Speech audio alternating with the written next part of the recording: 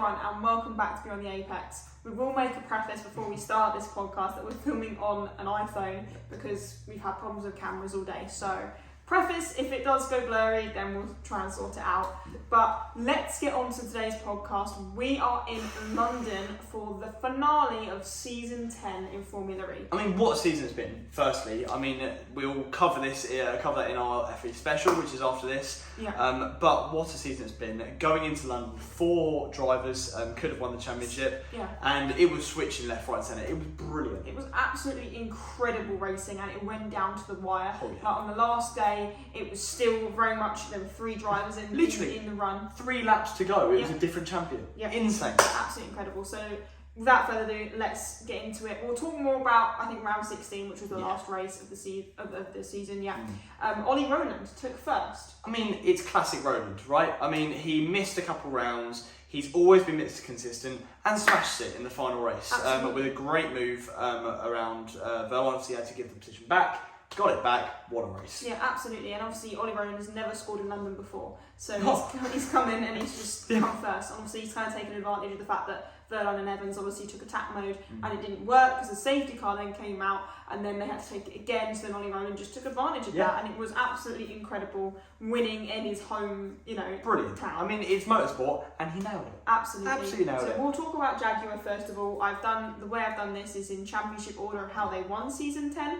So we'll talk about Jaguar first. Obviously, it was so unfortunate for Cassidy. So unfortunate. I mean, it wasn't his fault at all. He was racing and got hit from behind by Gunther, puncture, and then he was gone. I mean, it was lucky that he was at the pit entrance, but otherwise he would have done a whole lap and probably DNF'd and not been able to restart the race. But he was lucky enough to get into the pits. They changed his tyres, but then it just meant he was running P17 and last the whole race. So it kind of took him out of the championship completely. But that's motorsport. That is motorsport for you. But obviously then Evans was still in the running with Verline.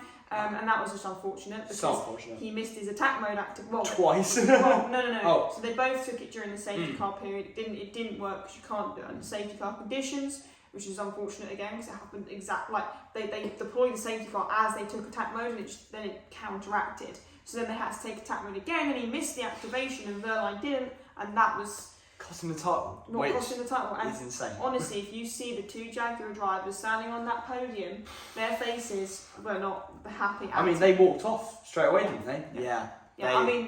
You're gutted because at that point they'd also lost the manufacturers, hadn't they, as well? No. But have they not? No. Because I thought it was then changed after because of disqualification. Oh, I don't know.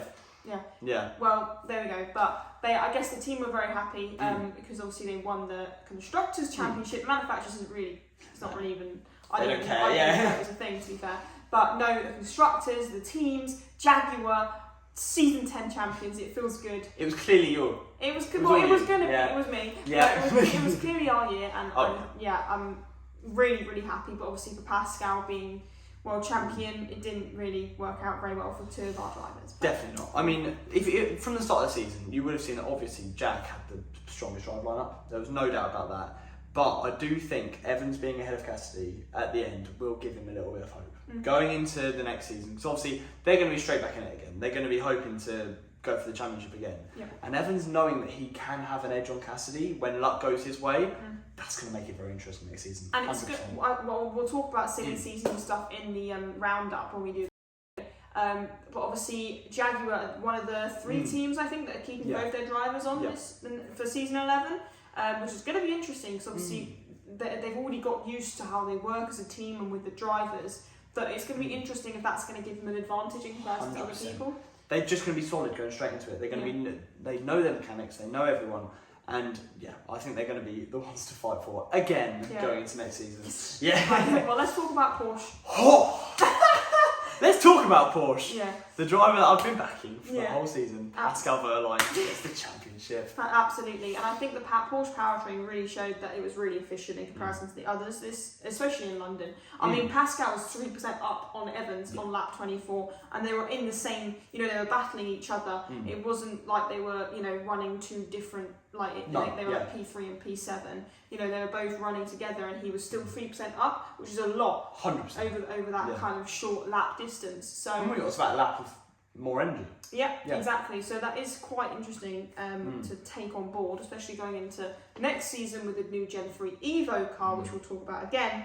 But yeah, again, I think I'd argue, and this I'm going to say this again in the roundup, that Porsche have had the most consistent races this season. Agreed. No, absolutely agreed. And especially with obviously Da Costa winning 3 races, I count it as 4 with the disqualification.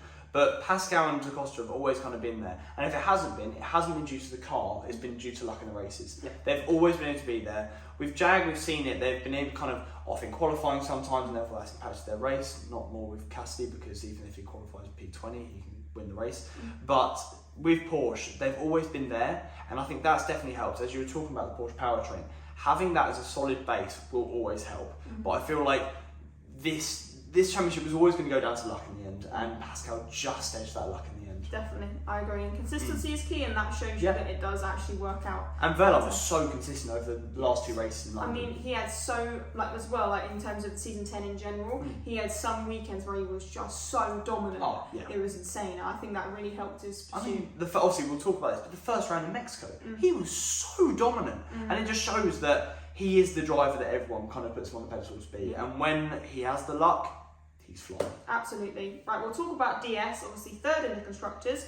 Again, I'm talking about consistency. I think arguably they are obviously as well one of the most consistent teams in season 10. Especially, we saw it in London as well. They've had a good, consistent weekend, and that's what they really needed, because at the start of the season they were nowhere. Yeah. And they're now kind of getting back to the form that they were in season 9, and therefore that's when they can start having kind of confidence going into the championship. Yeah, absolutely. And I think it was a good weekend in London. I mean, they're always running in the kind of P5s, P8s.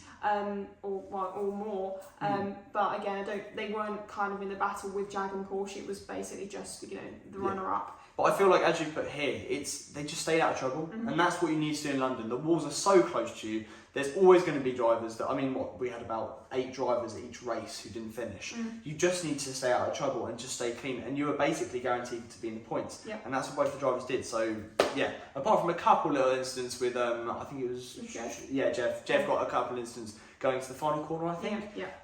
But apart from that, they were pretty clean and brought back some points. Definitely. Right, we'll talk about Nissan before we take a quick break.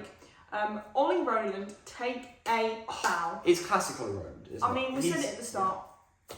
You go, sorry. I mean, it's just home race. He's obviously been off a couple of weekends ago, came back, and now he's just taken the win in the final race of the season. And he's just been there, so consistent. Obviously, where was he in the race 1? I think he was still consistent. I think he finished in the P10. Decent, yeah.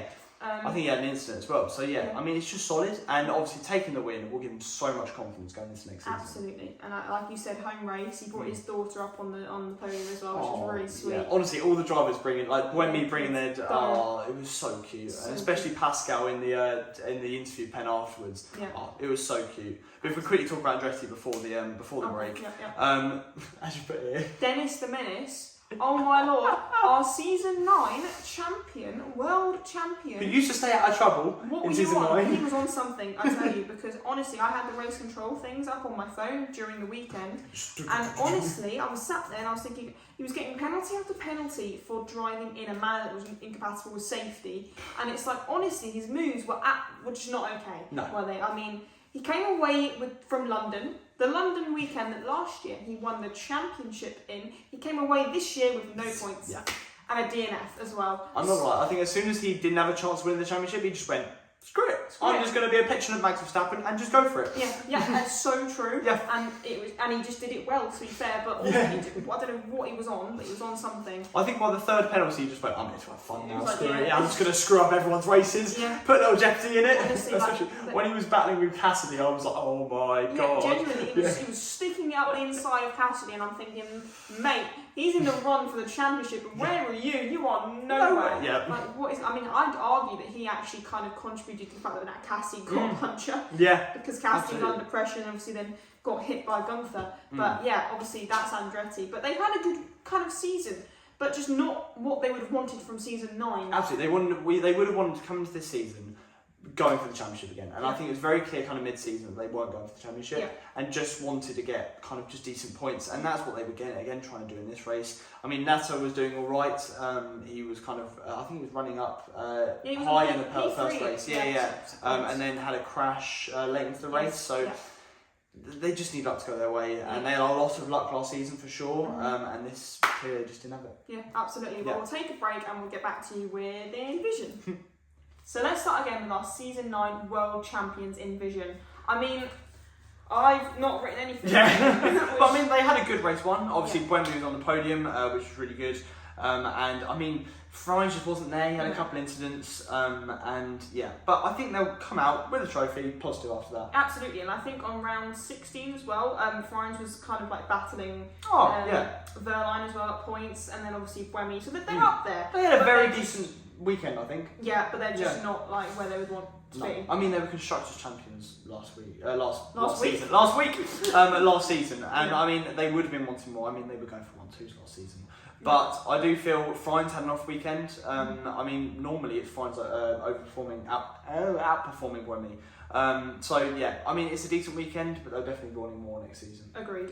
And we'll move on to McLaren. Obviously, it was just an absolutely unfortunate weekend for McLaren. I mean, we didn't have the luck. No, you really didn't. No. Sam Bird, unfortunate race. Midway through, got obviously involved in a battle, ended up DNFing in the wall. I mean, he just kind of got caught up in Dennis's mess, to be honest. In the explosion after Dennis. Dennis just went through, and Sam got caught up in it, and Hughes as well. I think DNF. Yeah, he was DNF'd as well. So it's just unfortunate, especially for our home race.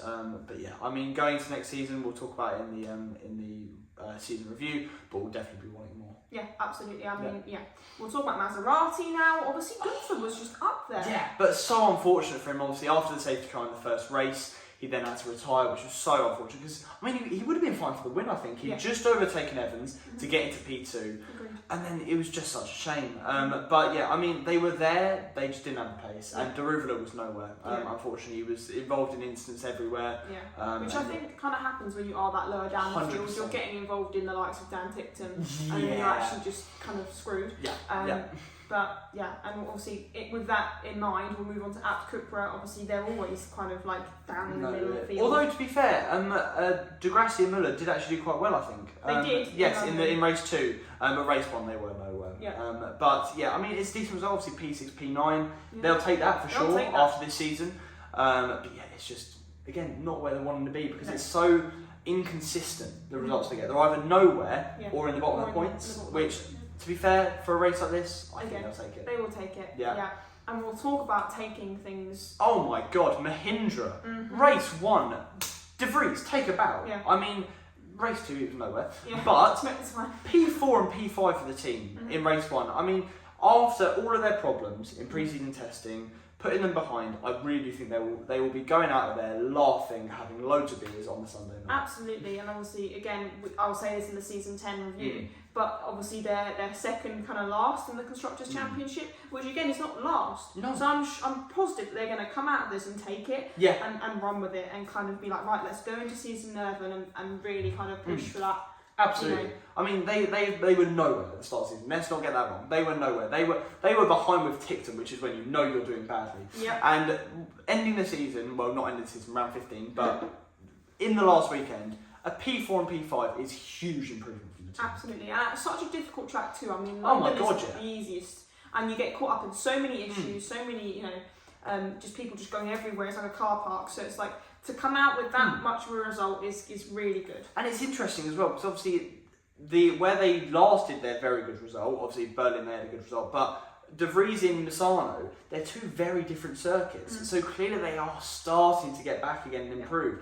Because London is just such an anomaly of a circuit. It's tight and twisty and everywhere. So to do well here is very, very impressive. Absolutely. And you've obviously got the changing of terrains. You've got like outside tarmac and you've got inside the floors more. It's not as grippy as the tarmac outside. It's an ice rink. Yeah, it is. And obviously you've got differences in weather and wind and rain. And it's obviously the only indoor and outdoor like track ever. So it is one on its own, like you said. And to come out with that result, I think they'll be very happy. Very, very happy. And finally, going on to VRC, nowhere. no, nowhere and nowhere and no. No, just no. Contact and just just. And I think classic weekend for them. I think. I think going into season 11, I will talk about this in the season 10 review, but silly season and kind of the drivers of the RT, I really think they're going to have to rethink what, the situation to be able to then come back in season 11 and actually fight. Absolutely agreed. Yeah. But that was London. That was it for season 10. Absolutely incredible. And obviously our first season of the podcast where we've covered every single race. Yeah, so I think well done for us. Pound the backs. Yeah, we made it. And we can't wait for season 11. So thanks so much for watching, and we'll see you for the season 10 roundup.